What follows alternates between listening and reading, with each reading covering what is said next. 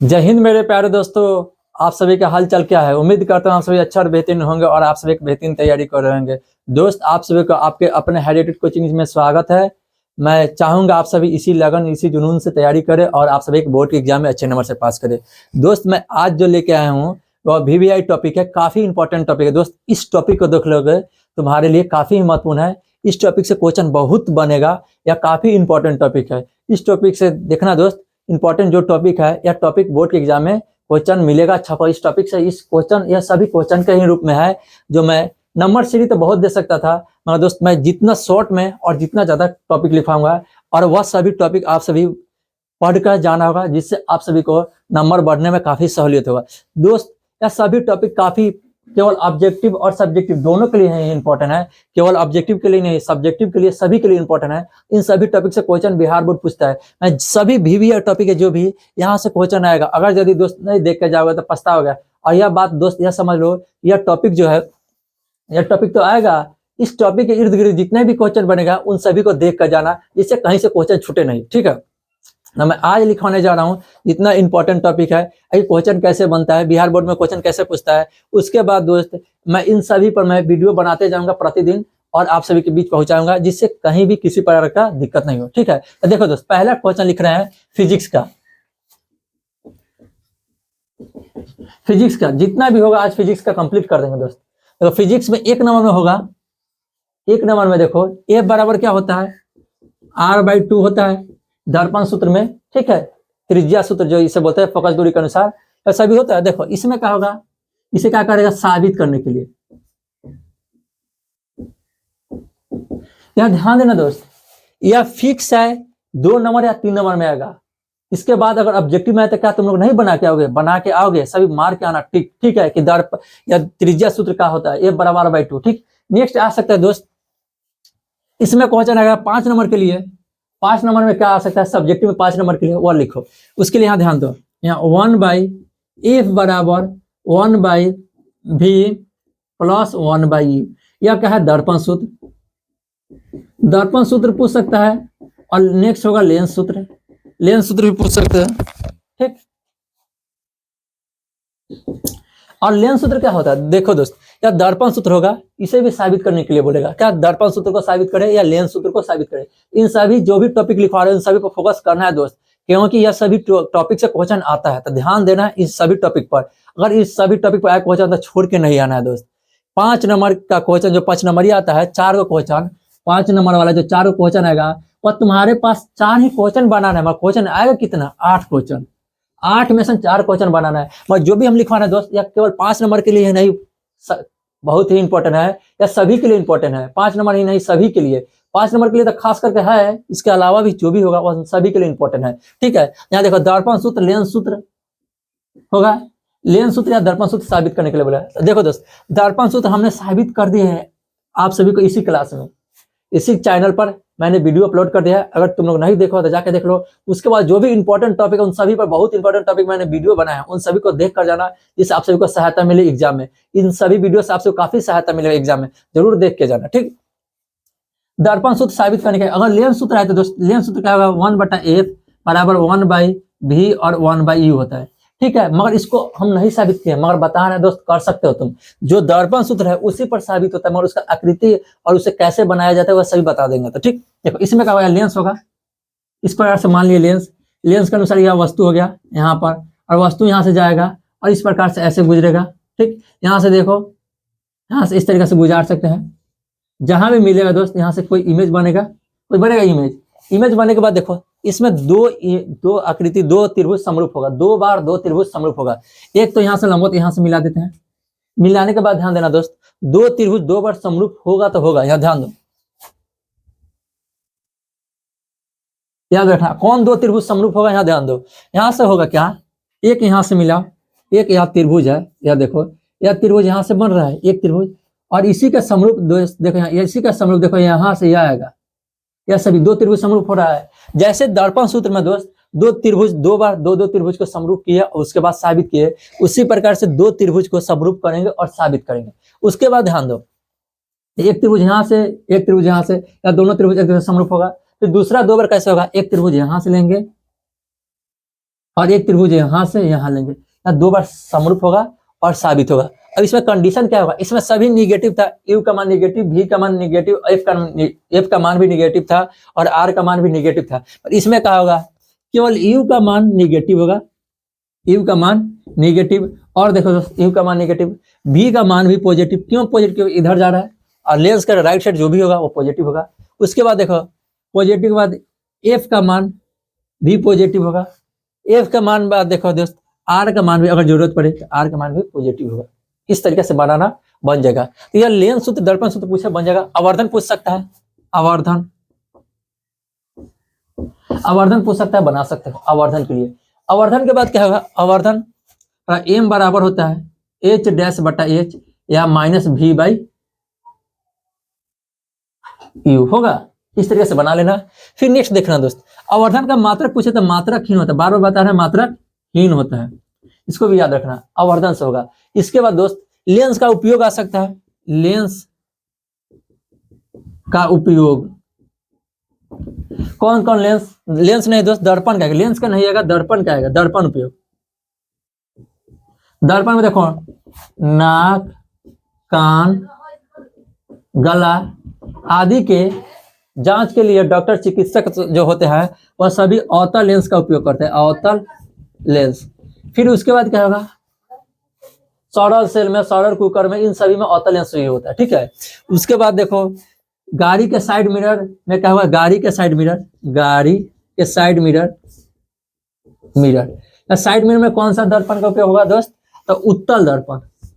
Side mirror अलग होता है दोस्त, जो पीछे के वस्तु को देखने के लिए होता है, जिसमें छोटा छोटा नहीं दिखाई देता सभी वस्तु, उन सभी को देखने के लिए साइड मिरर में उत्तल दर्पण का उपयोग करते हैं। और हेडलाइट अलग होता है, गाड़ी के हेडलाइट में अवतल दर्पण, गाड़ी के हेडलाइट में अवतल दर्पण, ठीक है, मगर गाड़ी के साइड मिरर में उत्तल दर्पण। और साइड मिरर में जो होगा हेडलाइट में दोस्त, जो आगे की ओर फोकस लाइट करने के लिए होता है, उस सभी में हेडलाइट होता है। बाकी हजामत दाढ़ी में भी क्या, हजामती दाढ़ी, हजामत दाढ़ी होता है ना दोस्त, दाढ़ी, इन सभी में क्या होता है, अवतल दर्पण का ही उपयोग होता है। बस दोस्त ये सभी आएगा, बना लोगे। उसके बाद देखो इन सभी को दोस्त देख कर जाना, इन सभी को रिवीजन करके जाना, जिससे एग्जाम में काफी अच्छा नंबर आएगा। यह सभी 5 नंबर के लिए काफी इंपॉर्टेंट है, जो भी सब्जेक्टिव क्वेश्चन है 5 नंबर काफी इंपॉर्टेंट है। और ऑब्जेक्टिव में भी आए तुम बना सकते हो, 2 नंबर में आए, 3 नंबर में, कुछ भी में बना सकते हो। देखो दोस्त 4 को पूछेगा 5 नंबर के क्वेश्चन, और 4 दूना 8 पूछेगा, तुमको 4 ही बनाना है, मगर 4 को तुम अच्छे तरीके से यह सभी देख लोगे, या इसी में से क्वेश्चन आने की चांस है। अब यहां ध्यान दो,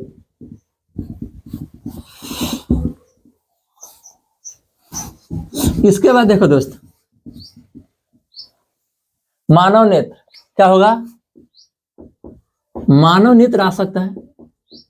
मतलब मानव नेत्र पढ़ाए हैं, काफी अच्छे तरीके से पढ़ाए हैं मानव नेत्र के बारे में। तो मानव नेत्र के बारे में आए 5 नंबर में आए, 2 नंबर में, कभी भी तुम बना सकते हो। मानव नेत्र का जितना है रिवीजन करके जाओ, ठीक है। अगर यदि तुम नहीं देखना चाहते हो, नहीं रिवीजन करना, मोबाइल में है, इस क्लास में है, इस चैनल पे है, वीडियो अपलोड कर दिया मानव नेत्र के बारे में, तुम वहां से देख सकते हो। काफी अच्छे तरीके से पढ़ाए मानव नेत्र। मानव दोष भी पढ़ाए, क्या पढ़ाए, मानव दोष, मानव दोष ये भी पढ़ाए हैं, यह सभी इंपॉर्टेंट है, याद रखना। मानव दोष, मानव दोष, देखो सॉरी दोस्त, नेत्र दोष, नेत्र दोष, मानव दोष नहीं, नेत्र दोष है।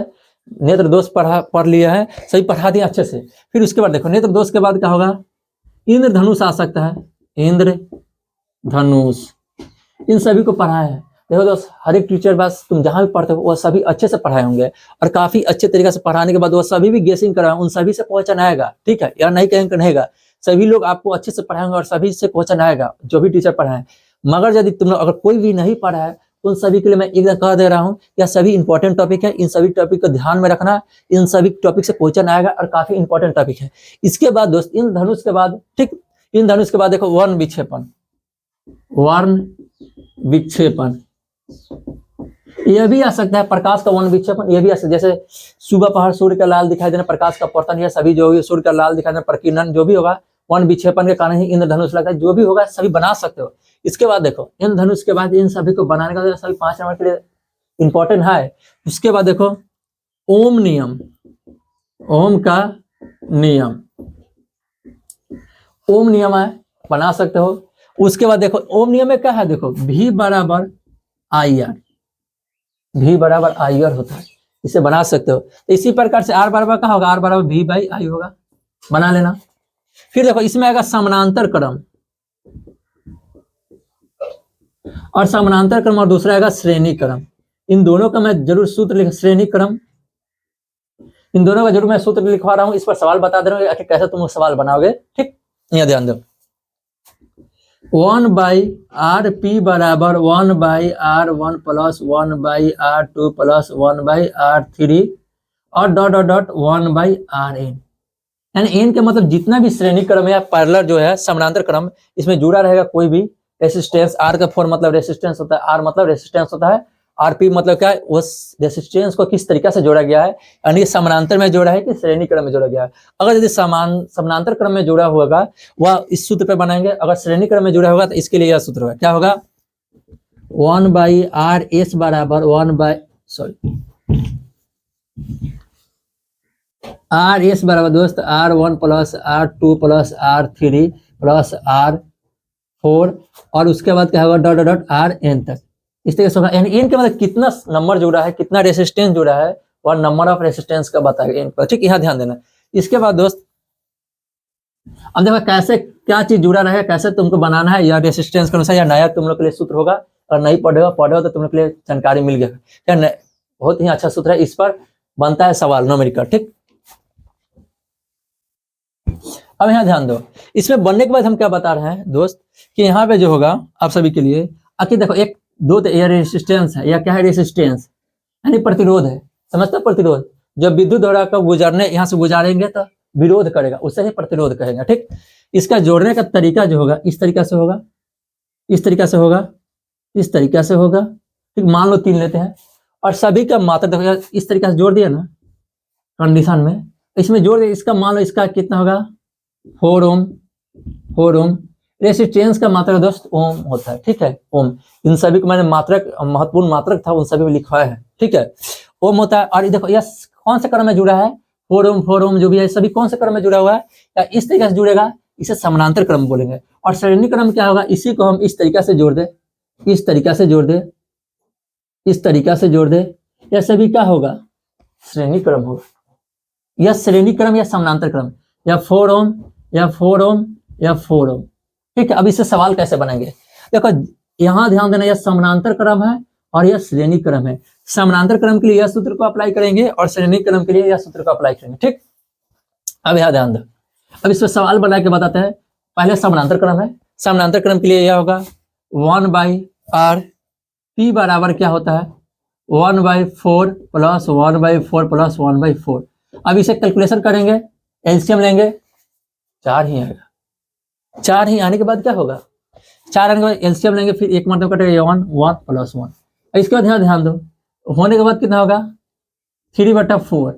3/4 आंसर नहीं हुआ है दोस्त, 3/4 इसका कैलकुलेशन है, अभी आंसर नहीं हुआ है। आंसर के लिए क्या करें, 1/rp है बटा 3/4 है, तो rp बराबर क्या होगा, जैसे ही इसको ऊपर भेजे इन सभी पलट देंगे, पलटने के बाद क्या 4/3 पलट दिए। अब इसको काटेंगे तब जाके आंसर आएगा, जिसके लिए इसका आंसर कितना आएगा दोस्त 1.33 जो भी होगा यही आएगा। यह क्या है, समानांतर क्रम में जुड़ा हुआ है, यह समानांतर क्रम में जुड़ा है। अब श्रेणी क्रम में कैसे जोड़ेंगे, श्रेणी क्रम के लिए यहाँ ध्यान दो, इसके लिए समानांतर क्रम के लिए बता दिया, इस सूत्र को अप्लाई करेंगे। अगर जब श्रेणी क्रम पूछे तो श्रेणी क्रम में क्या होगा, यहाँ ध्यान देना, श्रेणी क्रम के लिए डायरेक्ट जोड़ देंगे यह सूत्र पर। देखो यह सूत्र है ना 4 ओम प्लस 4 ओम प्लस 4 ओम, जोड़ो 4 4 8 4 12 ओम। देखो किसी भी रेसिस्टेंस यानी प्रतिरोध को जब श्रेणी क्रम में जोड़ेंगे तो विद्युत धारा का ज्यादा रुकावट करेगा। ठीक है, ज्यादा प्रतिरोध यानी कि यह प्रतिरोध का मात्रा हो जाएगा, जिसके कारण यह रुकावट ज्यादा करेगा। और इसमें क्या होगा, जैसे ही समानांतर क्रम में जोड़ेंगे तो रेसिस्टेंस का मान जो भी होगा घट जाएगा। ठीक, इस तरीके से होगा। यह सभी काफी इंपॉर्टेंट था, ओम का नियम से लेकर सभी चीज। अब इसके बाद यहाँ ध्यान दो,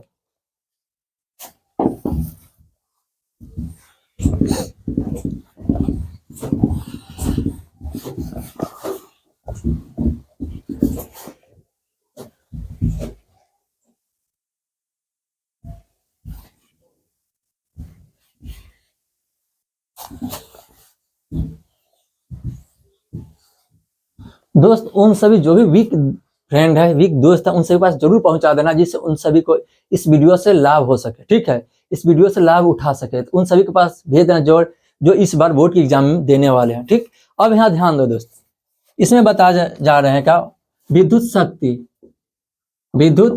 शक्ति यह भी होगा, ठीक है, जिसके बराबर W/T होता है। यह काम कर लेना, यहाँ से आ सकता है क्वेश्चन। फिर लिखो 1 यूनिट बराबर क्या होता है, 1 यूनिट बराबर 3.6 × 10⁴ जूल होता है, ठीक है। 1 यूनिट के बराबर होता है। जो तुम्हारे बिजली बिल जो मीटर है, मीटर में 1 यूनिट 2 यूनिट जितना भी यूनिट में बिल उठता है, उसके लिए इतना ऊर्जा तुम खर्च करोगे अपने घरों में, ठीक, उस घर में खर्च करोगे तो उसके अनुसार इतना ऊर्जा जैसे ही जूल में खर्च करोगे वह 1 यूनिट के बराबर हुआ। इन सभी के लिए विस्तार से बता सकता हूँ मगर दोस्त अभी समय नहीं है, ठीक है।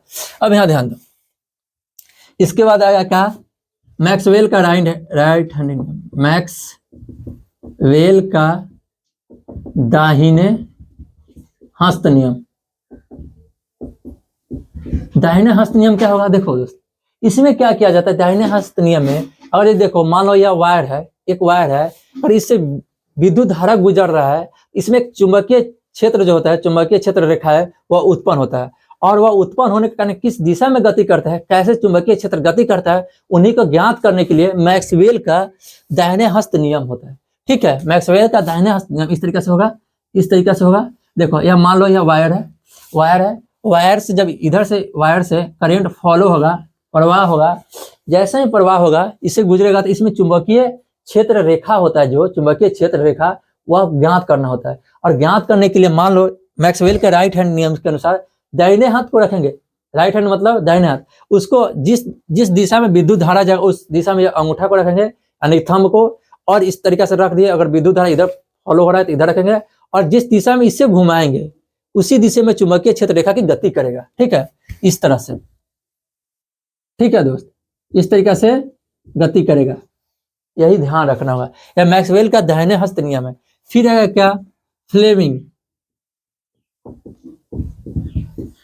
का दाहिने हस्त नियम, दाहिने हस्त नियम या बाएं हस्त नियम, फ्लेमिंग का बाएं हस्त नियम। दोस्त ये भी तो आ सकता है दाहिने हाथ और बाएं हस्त नियम। दाहिने हाथ से क्या चीज होता है दोस्त, अगर क्वेश्चन ऐसे नहीं पूछेगा दोस्त, क्वेश्चन क्या पूछेगा, इसके आधार पर क्वेश्चन पूछेगा विद्युत जनरेटर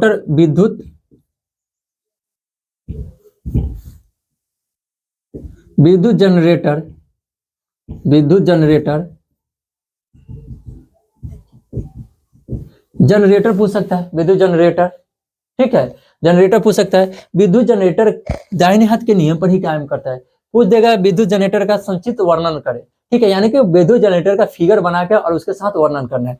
उसके बाद बाएं हाथ के नियम से पूछ सकता है, इसमें विद्युत मोटर होता है, ठीक है, विद्युत मोटर, ठीक है, विद्युत मोटर कैसे बनता है और विद्युत जनरेटर कैसे बनता है, यहाँ ध्यान देना।